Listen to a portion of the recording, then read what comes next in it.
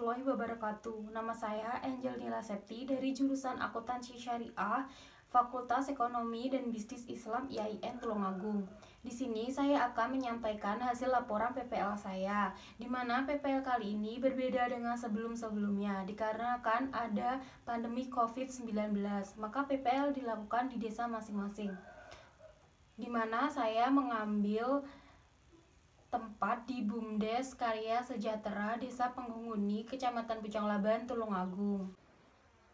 BUMDes Karya Sejahtera sangatlah membantu, namun toko BUMDes masih berada di salah satu ruangan balai desa, di mana pembelinya itu hanya perangkat-perangkat desa Penghuni saja. Dan saya PPL di BUMDes Karya Sejahtera, saya dapat menyimpulkan di mana pencatatan keuangan masih secara manual, belum menggunakan standar Ikatan Akuntansi Indonesia. Karena sebuah laporan keuangan perusahaan itu sangatlah penting karena menggambarkan kondisi keuangan sebuah perusahaan itu tersendiri, di mana perusahaan itu mendapatkan laba atau tidak. Di sini saya akan mewawancarai Kepala BUMDes Karya Sejahtera dan akan menanyakan bagaimana sejarah berdirinya BUMDes Desa Penghuni ini.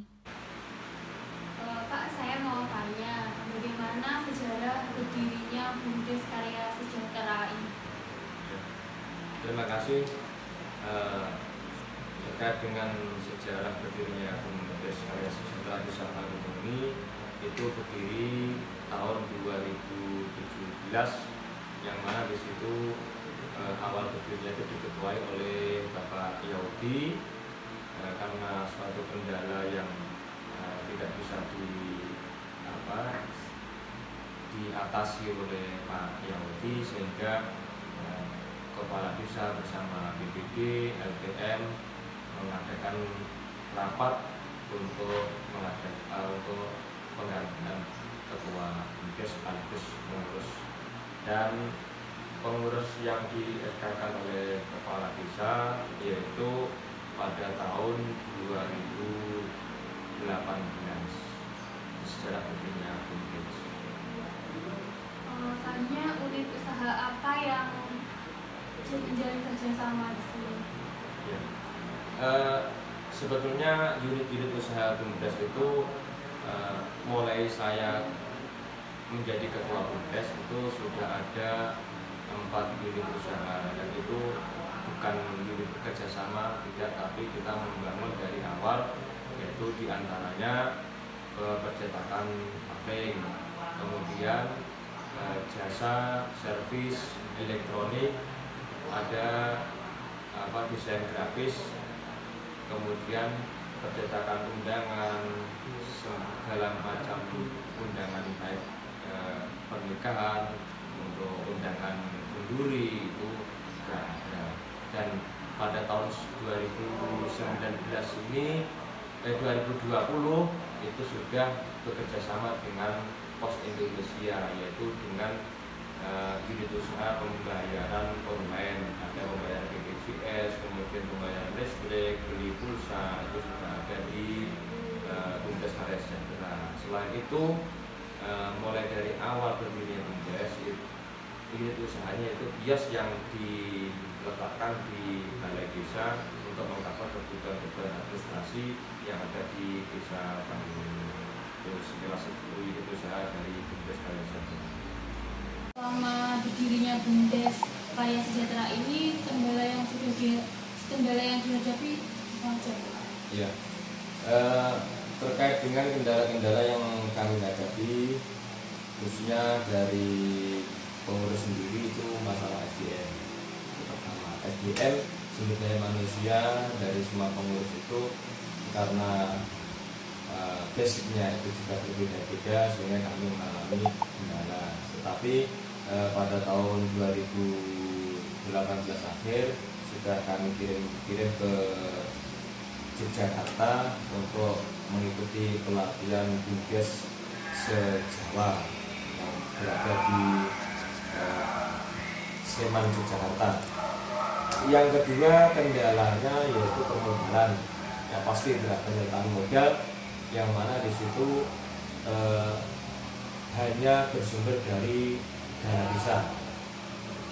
Sebetulnya untuk penyertaan modal itu BUMDes itu bisa kerjasama dengan investor-investor yang ada di desa kami ini. Tapi karena BUMDes Karya Sejahtera ini masih dalam tahap berkembang, sehingga untuk investor itu tidak bisa istilahnya kurang percaya dengan apa yang akan dilakukan BUMDes Karya Sejahtera ke depan. Jadi permodalan itu sangat penting, salah satu faktor yang mendukung untuk kemajuan BUMDes itu hanya dari dana desa. Kalau keuntungan BUMDes sendiri sudah ada? Ya, terkait dengan SHU, sisa hasil usaha BUMDes itu alhamdulillah pada tahun 2019 itu ada sisa hasil usaha. Nah, karena ini masih berkembang, maka sisa hasil usaha ini dikembangkan lagi menjadi unit usaha. Jadi pengurus-pengurus yang ada di BUMDes, baik ketua maupun sekretaris bendahara sampai sekarang ini, mulai dari berdiri sampai bisa membangun unit-unit BUMDes itu belum ada istilahnya gaji dari pengurus. Sehingga kami berkomitmen untuk membangun BUMDes, mengawali membangun unit-unit usaha supaya pemberdayaan masyarakat yang ada di sekitar penghuni khususnya untuk pemuda itu bisa melalui BUMDes khususnya untuk dalam bidang perekonomian. Jadi untuk tahun 2020 itu ada 3 unit usaha yang sudah bisa menghasilkan SHU, sisa hasil usaha sudah ada. Tapi dalam 1 unit usaha BUMDes itu mengalami kerugian. Rencana kedepannya yang akan dilakukan BUMDes Karya Sejahtera? Ya, kami mengadakan rapat dengan pengurus beberapa hari yang lalu bahwa rencana untuk tahun 2021 ingin mengembangkan BUMDes itu dengan cara bekerjasama dengan pemuda-pemuda yang ada di Sabang ini. Jadi diantaranya kita kerjasama dengan pemuda yang sudah punya usaha di tempatnya, diantaranya peternakan, kemudian ada perkebunan. Nanti BUMDes itu bekerjasama dengan memberikan penyertaan modal kepada pemuda yang sudah punya usaha di rumahnya masing-masing, sehingga nanti pembagiannya kita kalau modal 1% dari BUMDes, maka pembagi seperti apa nanti kita musyawarahkan dengan pihak ketiga. Jadi kita rapatkan, kita rembuk bagaimana bisa seperti unit yang lain pembagian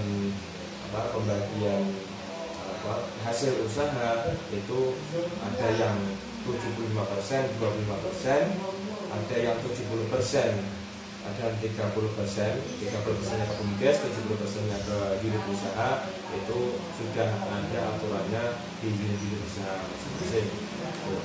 Jadi untuk yang rencana kedepannya yang perlu ditekankan, kami bekerjasama dengan masyarakat desa Pangguni khususnya untuk pertanian, karena potensi yang ada di desa Pangguni, pertanian, peternakan, sumber daya alam itu masih banyak sekali yang belum bisa